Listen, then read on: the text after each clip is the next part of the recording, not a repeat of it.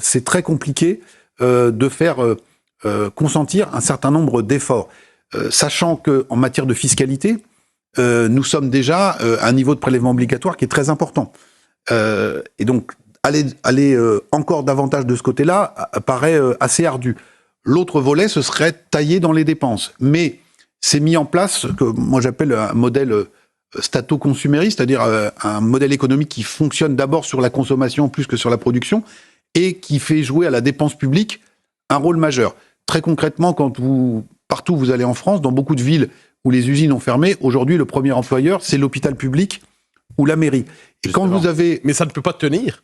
Eh bien, quand vous avez une société dans laquelle la dépense publique représente plus de 50% de la richesse nationale, vous avez toute une économie, toute une société qui est quelque part complètement perfusée à la dépense publique. Mais justement, vous venez de prononcer le mot, et comme dit Mathieu, ça ne peut pas tenir. C'est-à-dire qu'on a cette volonté de réindustrialiser la France. Vous le dites très bien dans Métamorphose, nous sommes passés d'une société, une France de production à une France de consommation. Comment est-ce qu'on peut réindustrialiser la France? Comment est-ce qu'on peut retrouver de l'emploi alors qu'on s'est concentré que sur le tertiaire et plus du tout sur le secondaire qui était, comme on le voit dans les films de Claude Sautet, les hauts fourneaux, etc.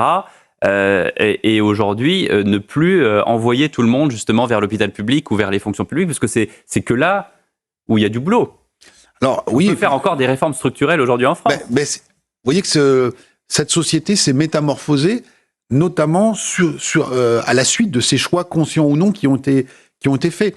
Il y a quelques semaines, on a eu une mobilisation des artisans taxis.